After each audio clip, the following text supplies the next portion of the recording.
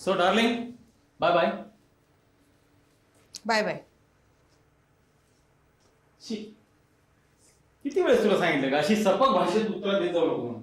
आता मी तुला bye bye म्हणतोय, तू किमान मला म्हण की I will miss you darling. 350 ची गाडी आहे तुमची. अगं 4ची आहे. अहो होय हो, मला बॅग तर आवरू देत ना. 4 काय आणि 350 काय. बरं तर हे काय ते बघ आमची नवीन कॅम्पेन बघ कशी आहे. Campaign. She she. Oh my my my my, what a beautiful girl, what a skin. हिची फिगर बघ, नाहीतर तुम्ही बायका इथून तिथून सगळ्या सुटलेल्या गबाळ्या.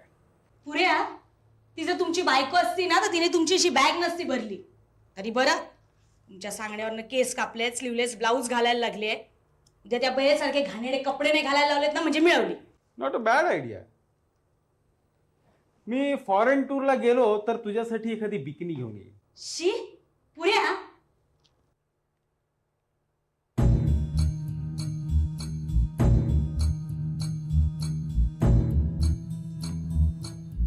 नथू, राहू दे ना ती बॅग. ए,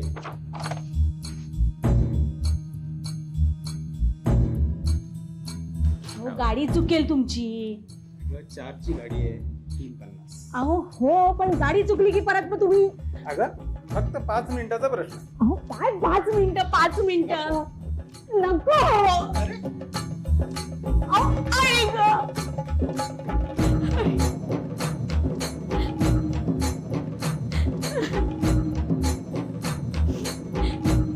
काय सचिव म्हणले तुम्ही. कधीच माझ्या इच्छेचा का नाही विचार करत हो तुम्ही.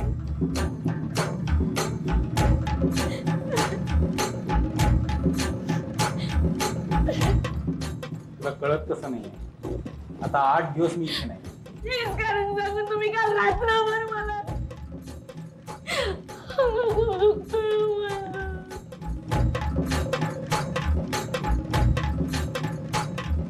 तुला अभिमान वाटायला पाहिजे की तुझा नवरा खरा पुरुष आहे.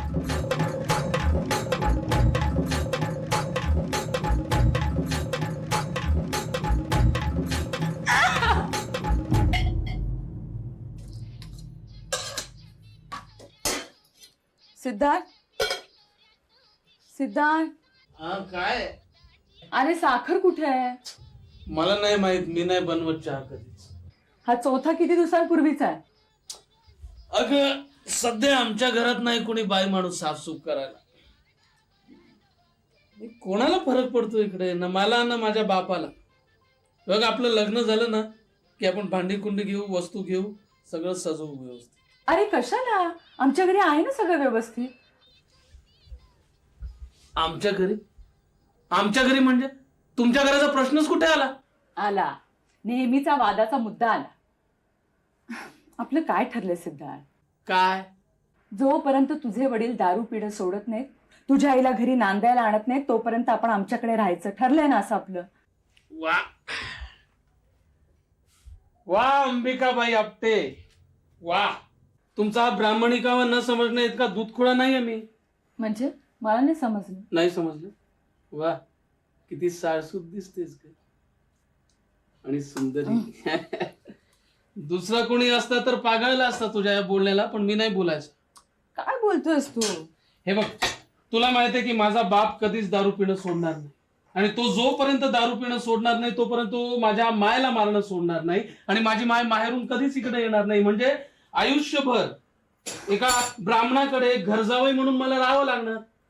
सिद्धार्थ, हा तुझ्या माझ्या संसाराचा प्रश्न आहे. तू तू जातीय वळण दिल्याने परिस्थिती बदलणार आहे का? तुझ्या माझ्या संसाराचा प्रश्न आहे. हो तुझ्या माझ्या संसाराचा प्रश्न आहे ना. हो, मग राहा की माझ्या बरोबर. बास आता. हे घे बिन साखरेचा चहा आणि आटो होता लवकर. मलाही निघायचंय मथुकडे. म्हणजे ते ऍरिझोना कॉस्मेटिक्स वाले अतिशय बुर्जुआ कुटुंब आहे ते. नाही रे, मथू तशी चांगली आहे बिचारी, पण ते बापूसाहेब चक्रम आहेत नुसते. बरं हे बघ, चहा देऊ थोडासा? हा जो केलास तोच पिवत नाहीये. बरं बाबांसाठी ठेवू का? बाबांची चहाची वेळ कधीच गेली.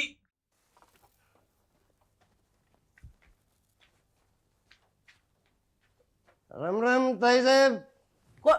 तुम्ही थांबा, काय पाहिजे? काय अण्णासाहेब आहेत का? आहेत, थांबा तिथेच बोलावते मी. काय ग बाई, सकाळी कामाच्या वेळामध्ये. अरे देवा. अहो अहो, लवकर बाहेर या. काय आहे? व्याही आलेत तुमचे, या. व्याही? व्याही ते बघ. हा, हे होय. बाबा आले. वा, या. आज कसं काय येणं केलं तिकडे? अण्णासाहेब, हा, तुम्हाला एक आनंदाची बातमी सांगायला आलो. कुठली? आपण आजपासून दारू सोडले ना. हो, हा, पण आता थोडी पिऊन आलाय. आत्ता पेलो ना, नाही कोण म्हणते, पण आत्ता जी पेलो ना ती शेवटची बरं का. यानंतर पुण्यांदा दारू म्हणून प्यायची नाही. वा, चांगला निर्णय घेतलात. अहो, जरा चहाचं बघा काहीतरी. नका नका, चहा कशाला, आपल्याला फक्त 2 रुपये द्या. कशासाठी? गोत्तेवाल्याला द्यायला. पण आता म्हणालात ना दारू सोडली म्हणून. उधारी उधारी देऊन टाकतो, म्हणजे पुन्हा तिचं तोंड बघायला नको आणि गोत्याकडे जायलाच नको ना. असं? बर मग. अहो, हं?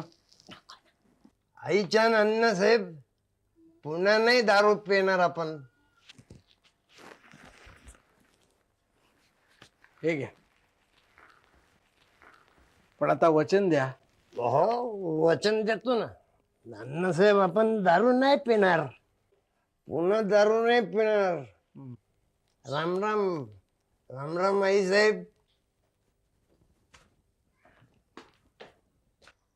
घातलेत ना 2 रुपये त्याच्या बोडक्यावर. आता हा गुत्त्यात जाऊन दारू पिणार आणि पुन्हा गटारात लोळणार. हा थोडा सुधारणार आहे. तू काय मला भोट समजलीस? मला माहितीये तो पुन्हा जाऊन दारू पिणार. तरी त्याला दिलेत ना तुम्ही. स्वभाव आड येतो. जे का रंजले गांजले त्यासी म्हणे जो आपुले, असे संस्कार झालेत आमच्यावर. होय. आता तुझ्या नवऱ्यानं टाकली तुला, कुणी पत्करलं? बोललात, दाखवलीत जागा. आमची आई म्हणायची तेच बरोबर. बायका म्हणजे केरसुण्या, कामापुरत्या वापरायच्या आणि कोपऱ्यात ठेवून द्यायच्या. सगळे पुरुष इकडून तिकडून सारखेच. अरे असं आहे बघ सगळं हम. काही प्रतिकार करायला जावं, नाही नको म्हणावं ना तर जास्तच व्हायलंट होतात. हे बघ, हे बघ ना. सिद्धार्थ नाही ना ग तसा. मथू, काहीतरीच काय बोलतेस, लग्न व्हायचंय आमचं अजून. तुम्ही कधीपासून अशा मध्यमवर्गीय जुनाट कल्पना मानायला लागलात? म्हणजे लग्न संस्था, नीतिमत्ता वगैरे. सिद्धार्थ खूप चांगला आहे ग, अगदी हळूवार मनाचा आहे. तो जेवढा आक्रमक बोलतो वागतो तेवढाच तो प्रेमळ पण आहे. बरं आहे बाई. मग लग्न करून टाका ना लवकर. वेळ कोणाला इथे. बरं झालं आठवण केलीस. अगं मी तुला मागे म्हणाले होते ना, शाळेची बिल्डिंग बांधायचं ठरवलंय म्हणून. सुरू केलंस तू ते काम? म्हणजे काय अगं, 1000 भानगडी आहेत. झेडपीच्या परवानग्या, शिक्षण अधिकाऱ्याच्या परवानग्या, सिमेंट मिळत नाही, पैसे मिळत नाहीत, काय विचारू नकोस. करतेस बाई पण सगळं. किती ताठ मनेनी उभी आहेस, सगळी कामं करतेस. खरंच मला ना तुझा खूप अभिमान वाटतो. नाहीतर मी नवरा घरी आला की त्याच्या पुढे पुढे पुढे पुढे करायचं आणि तो घरी नसला की बसायचं रिकाम टेकड त्याचीच वाट बघत. मथू, तेच बोलायला मी तुझ्याकडे आली आज. हे बघ, तूही आता परत काम सुरू कर बरं. त्याला नाही आवडणार ग काय. त्यांच्या तैनाती तोशीच करू नकोस म्हणजे झालं. असं छताकडे डोळे लावून थंड गोळ्यासारखी पडून राहशील ना तर मठ्ठोबा होईल तुझा. तो तर झालाच आहे आत्ताच. मी बरी होऊ देईन. अगं, मथू, अगं लग्नाआधी केवढी तडफदार होतीस तू. जाऊ दे. हे बघ हे शाळेच्या बिल्डिंग फंडाचं पावती पुस्तक आहे. तुमच्या त्या हाय सोसायटी सर्कल मधल्या बायकांकडून फंड्स गोळा कर. त्यांच्याकडे कचऱ्यासारखे पैसे पडून असतात घरात. आणि मुख्य म्हणजे तू त्या सर्कलमध्ये वावरलीस ना तर बापूसाहेब नाही म्हणायचं नाहीत. हे खरंच की. म्हणजे त्यांनी मला विचारलं ना कुठे निघालीस तर मी सांगेन मामलेदारीन बाईकडे. कुठे निघालीस तर सांगेन कमिशनरीन बाईकडे हाय टी साठी. अहो स्वातंत्र्य चळवळीत मी हिरिरीनं भाग घेतलाय. महात्मा गांधींनी आम्हाला प्रेरणा दिली, स्फूर्ती दिली आणि आम्ही सगळ्यांनी या धगधगत्या अग्निकुंडात उड्या घेतल्या. आपल्याला एवढं सविस्तर नाही लिहिता येणार. अहो फॉर्म मध्ये तेवढी जागा नसते ना. ठीक आहे मग थोडक्यात लिहा. हा. लिहा थोडक्यात. स्वातंत्र्य चळवळीत सहभाग. तुम्हाला सांगतो साहेब, साने गुरुजींचा माझ्यावर एवढा प्रभाव होता त्यावेळी. आम्ही सगळ्या त्यांच्या अनुयायांनी समाजाला एक नवीन दिशा देण्याचा जो प्रयत्न केला. गुरुजी, हा. तुमचा सगळा अर्ज मी सविस्तरपणे पाहिलाच आहे. त्याच्यात ही सगळी माहिती आहेच बरं का. आता हा जो दिल्लीला पाठवायचा फॉर्म आहे त्याच्यात मात्र अगदी मुद्देसूद लिहावं लागतं. म्हणजे प्रत्यक्षात काय काम केलं हे पाहावं लागतं. हा उदाहरण तुमच्या डोळ्यासमोरच आहे. ही माझी बायको तारा. नमस्कार. हे शिक्षणाधिकारी सावंत साहेब जिल्ह्याहून आलेत राष्ट्रीय पुरस्काराच्या चौकशीसाठी. तर बरं का साहेब, ही माझी बायको तारा अनाथ महिला आश्रमात होती, नवऱ्यानं टाकलेली. पण साने गुरुजींच्या सच्च्या अनुयायासारखं मी हिला पदरात घेतले. हे लिहा. नाही हे लिहाच. विचार आणि कृती यात विसंगती मी ठेवली नाही. हो. बर मग काय लिहू मी? म्हणजे टाकलेल्या बाईशी लग्न केलं? नाही असं नको, असं नको. असं लिहा, परित्यक्तेशी विवाह. कोणाशी? परित्यक्ता. मी सांगतो तुम्ही लिहा. प री ऱ्हस्व त ला यत्य आणि त अर्धा क त्याला त जोडा, एक रेख द्या. क्ता. परित्यक्तेशी विवाह. परित्यक्ता मोठा अवघड शब्द आहे गुरुजी. विवाह करणं त्याहूनही अवघड आहे. बलात्कार बलात्कार दलित स्त्रीवर बलात्कार. बलात्कार बलात्कार दलित स्त्रीवर बलात्कार.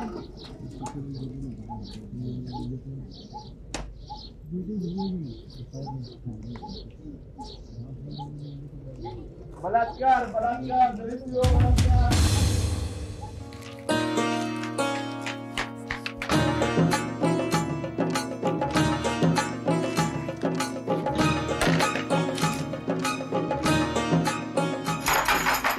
हॅलो.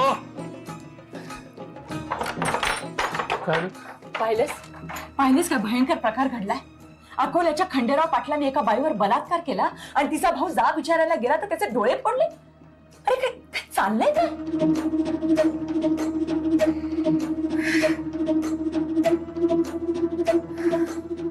माया गवई म्हणजे दलित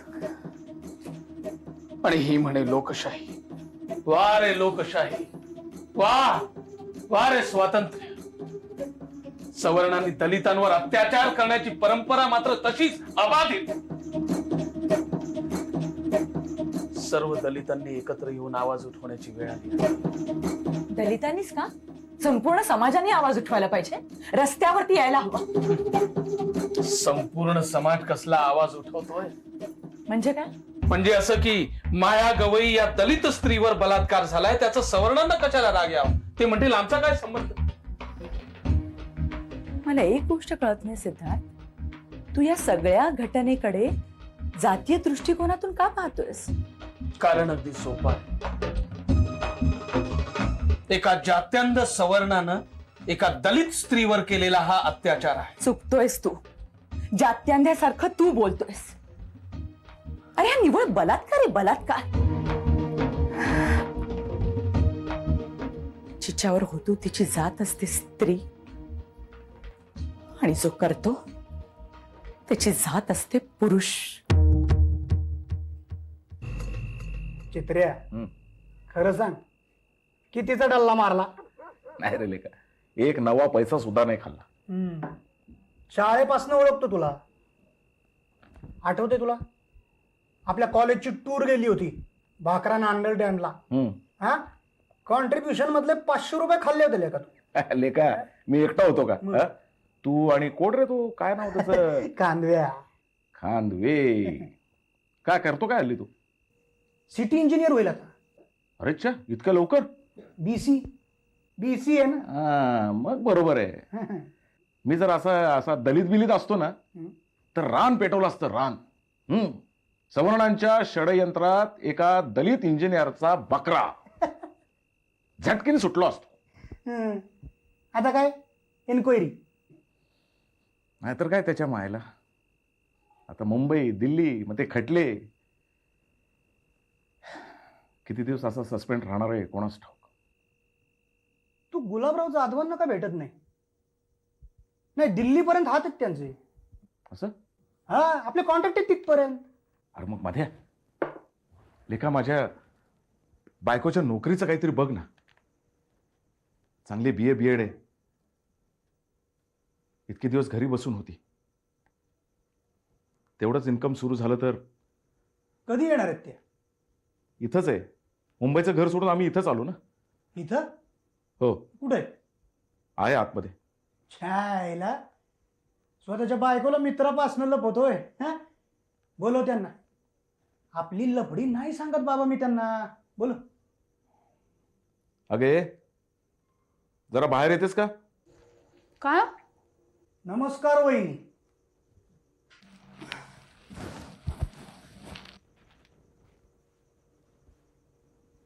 नमस्कार, मी मधु देशमुख.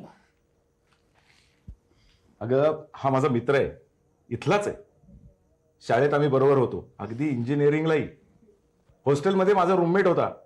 हा काय म्हणतो माहितीये, तुझं शाळेचं काम होईल म्हणून. गुलाबराव नक्की करतील तुमचं काम. कोण? गुलाबराव जाधव. मी टाकतो त्यांच्या कानावर, ते नक्की करतील तुमचं काम.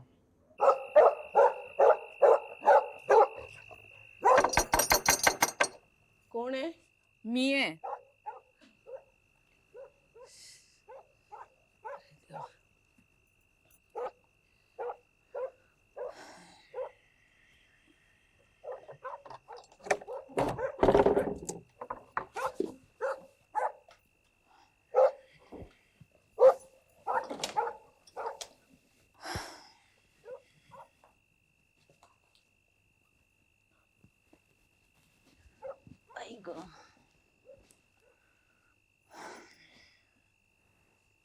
अंबू, वाजले किती? अंबू, मी तुझ्याशी बोलते. वाजले किती? 10 वाजले. ही काय घरी यायची वेळ झाली का ग? दिवसभर घराबाहेर होतीस ना तू? कामं होती आई. अगं कामं होती म्हणजे भीती नाही का ग वाटत? सांग ना मला. रात्री 10 वाजता घरी एकटी येतेस, जिल्ह्याला कलेक्टरकडे एकटी जातेस. मुलीच्या जातीला शोभतं का ग? आई तू नको काळजी करूस. तुला माहिती आई, मुलीची जात असं मानणाऱ्यातली मी नाहीये. माझे विचार वेगळे आहेत, कळतंय मला. पण आम्हाला भीती नाही वाटत? माझी आई नेहमी म्हणायची, मुलीच्या जातीनं घराबाहेर पडू नये आणि काळोख होईपर्यंत तर मुळीच बाहेर राहू नये. तुझ्या आईचा काळ गेला आता. काय बोलतेस तू?